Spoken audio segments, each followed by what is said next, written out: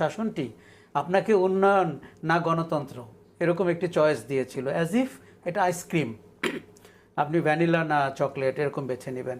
এখন আবার সংস্কার না নির্বাচন, ব্যাপারটা তা না। কিন্তু আমি মনে করি এর সাথে কোনো বিরোধিতা নাই, আমি দুটিই নিতে পারি। যেমন আমি গত শাসনে প্রায়ই বলতাম আমি উন্নয়নও চাই এবং আমি মনে করি গণতন্ত্রই হচ্ছে সবচেয়ে বড় উন্নয়ন। কাজে এখন আমি বলি আপনাকে যে সংস্কারটি আমরা সবাই চাই। আমার ধারণা যারা রাজনীতি বা নির্বাচনের জন্য চাপ দিচ্ছেন, দ্রুত নির্বাচনের দাবি তুলেছেন, যারা নির্বাচনের দাবিতে রাজপথে যাওয়ার কথা বলেছেন আজকে, তারাও চান সংস্কার, কিন্তু তার মাত্রাগত পার্থক্য রয়েছে। কখন হবে, কিভাবে হবে? কেননা এই দলগুলো তো ক্ষমতায় যাওয়ার রাজনীতি করে, এমনকি নতুন যে দল হয়েছে তাদেরকেও আমরা দেখতে পাচ্ছি ক্ষমতায় যাওয়ার রাজনীতি করতে।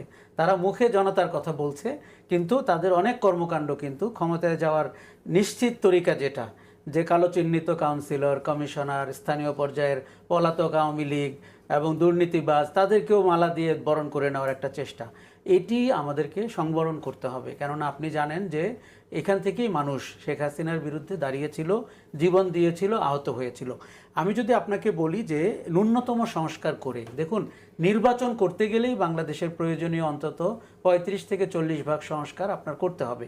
সেটির দিকে যদি আমরা অভিষ্ট লক্ষ্যে থাকি এবং আমরা যদি টেবিলে 3টি বা 5টি বড় দলকে ডেকে বলি যে আপনারা একমত হয়েছেন, এগুলোকে এক সাইডে রাখলাম, কালকেই আমরা সাইন করে ফেলি, এটি সংস্কার হয়ে গেল, তাহলে কিন্তু আমার মনে হয় কাজটি দ্রুত আগাবে। না হলে যেটি হবে যে আপনি চর্চাটি করতে থাকবেন। আমাদের অনেকের মধ্যে কিন্তু ঝোঁক আছে, মানে ইন্টেলেকচুয়াল ঝোঁক, যে অনেক কিছু করতে থাকলাম, সংবিধান, এই দেশের নাম, রাষ্ট্রের ধর্ম, দেশের ধর্ম। দেখুন আমাদের এত লাক্সারি কিন্তু এখন নাই। একটি অন্তর্বর্তী অনির্বাচিত সরকারের দেশে থাকা, কিন্তু আপনি যদি গত 7 মাসে তাদের পারফরমেন্স দেখেন, আমরা অনেক জায়গায় কিন্তু তাদের ব্যাপারে খুশি, আবার অনেক জায়গায় আমরা মনে করি যে তারা তাদের সক্ষমতা দেখাতে পারছেন না।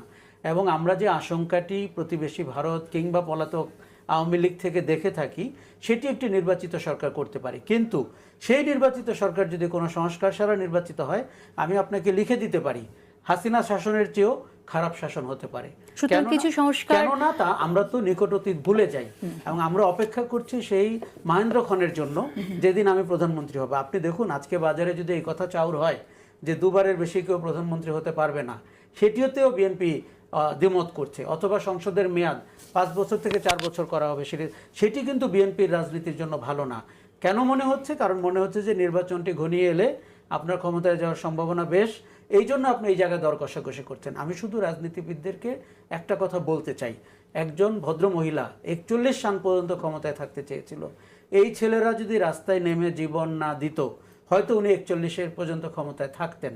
কিন্তু ইতিহাস কি দেখালো, নিয়তি কি দেখালো, উনি 24-এ পালিয়ে গেলেন। কাজে আজকে যারা ভাবছেন যে তাদের 3বারের বেশি প্রধানমন্ত্রী হতে হবে কোনো একজন ব্যক্তিকে সামনে রেখে, এই আশা দুরাশায় পরিণত হতে বেশিক্ষণ নাও লাগতে পারে।